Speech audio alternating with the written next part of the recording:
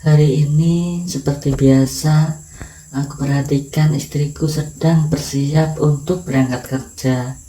Sementara aku masih berbaring di atas tempat tidur. Istriku memang harus selalu berangkat pagi, tidak seperti pekerjaanku yang tidak mengharuskan aku berangkat pagi. Tidak lama kemudian aku perhatikan dia berkata sesuatu, pamitan dan perlahan meninggalkan rumah. Sementara aku bersiap kembali untuk tidur.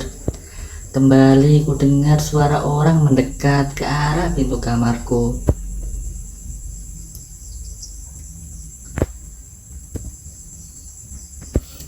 Tetapi langsung aku teringat, pasti pembantu rumah tangga kami.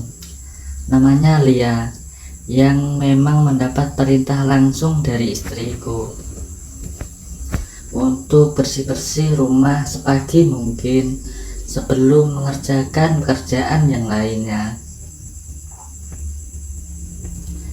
Lia ini baru berumur 17 tahun dengan tinggi badan yang termasuk pendek.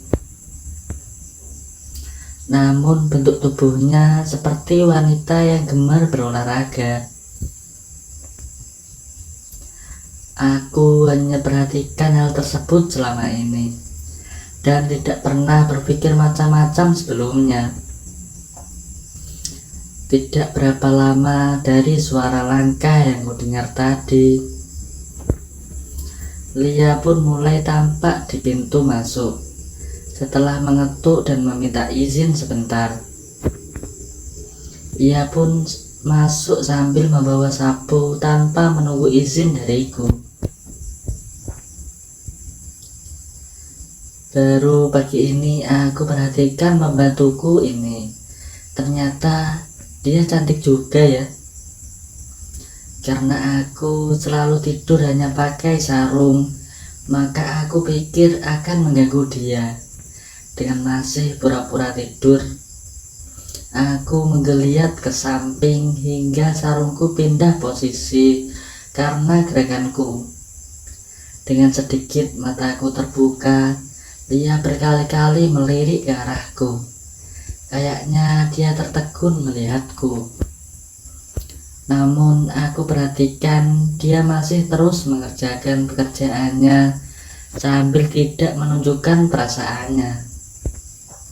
Setelah itu dia selesai dengan pekerjaannya dan keluar dari kamar tidurku. Aku pun bangun untuk ke kamar mandi untuk buang hajat. Kulihat Lia masih meneruskan pekerjaannya. Di ruang lain, aku rebahkan diriku di sofa depan TV ruang keluarga kami. Sejenak terlintas untuk membuat Lia lebih dalam menguasai pelajarannya. Lalu aku berpikir, kira-kira topi apa yang akan aku pakai? Karena selama ini aku jarang sekali berbicara dengan dia. Sambil aku perhatikan Lia yang sedang sibuk, aku mengingat-ingat yang pernah istriku katakan soal dia. Akhirnya aku ingat bahwa dia memiliki masalah bau badan. Dengan tersenyum gembira aku panggil dia dan ku minta untuk berhenti melakukan aktivitasnya sebentar. Lia pun mendekat dan mengambil posisi duduk di bawah. Duduknya sangat sopan, jadi tidak satupun telah dari dirinya. Aku mulai saja pembicaraanku dengannya dengan menanyakan apakah benar dia mempunyai masalah dengan keluarga.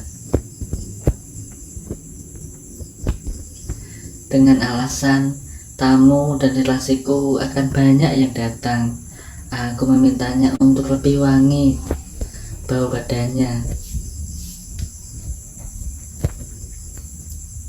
Dia hanya mengiyakan permintaanku dan mulai berani mengatakan satu hal dua hal. Masih dengan topik yang sama, aku pun mengajaknya ngobrol sejenak dan mendapat respon yang baik. Sementara dudukku dengan sengaja aku buat seolah aku pindah posisi, yang membuat dia agak kaget. Lalu aku tanyakan, apa boleh aku meminta sesuatu darimu? Pertama dia hanya diam, sebuah pertanyaan yang cukup mengagetkan. Selain karena pertanyaan itu cukup berani, juga karena matanya yang sedang melirik ke arahku tajam. Untuk menutupi rasa malunya, dia pun hanya mengangguk membolehkan. Aku minta dia untuk mendekat, dan dari jarak sekian sentimeter, akalku mulai berjalan. Sejenak dia terdiam kembali. Mungkin dia bingung, ini harus atau tidak. Aku kembali menyadarkannya dengan memintanya kembali memperhatikan keindahan itu. Melihat tatapannya, aku mengerti bahwa dia agak bingung apa yang harus dikerjakannya untuk memenuhi permintaanku. Maka aku dengan cepat menuntunnya agar dia tidak bingung akan apa yang harus dia lakukan. Sejenak aku perhatikan wajahnya yang tampak beda, merah padam. Aku heran kenapa, mungkin dia sudah mulai terbawa suasana. Matanya melirik ke arahku. Ya ampun, tersingkap, pasti tersingkap sewaktu dia kaget tadi. Tiba-tiba aku memujinya. Aku katakan bahwa badannya bagus dan wajahnya yang cantik. Entah keberanian dari mana, aku bangun sambil memegang tangannya dan memintanya berdiri berhadapan. Sejenak kami berpandangan, dan mulai saat itu aku berbagi kasih bersama pembantuku.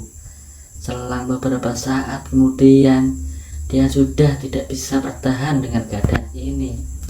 Akhirnya kita sudahi, karena sudah cukup lama kita bersukaria dan saling berbagi kasih. Seperti layaknya tugas berumah tangga saja, kami seakan lupa dengan segalanya. Dengan muka sedikit malu, dia tetap tertidur di sampingku di sofa tersebut. Kuperhatikan dengan lega, tidak ada penyesalan di wajahnya. Aku katakan padanya bahwa dia juga sungguh hebat, dan aku mengajaknya untuk mengulangi jika dia mau.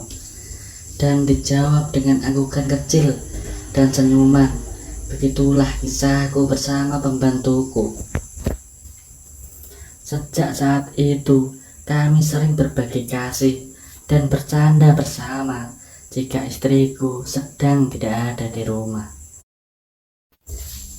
Terima kasih sudah menonton video ini. Jangan lupa klik subscribe ya guys.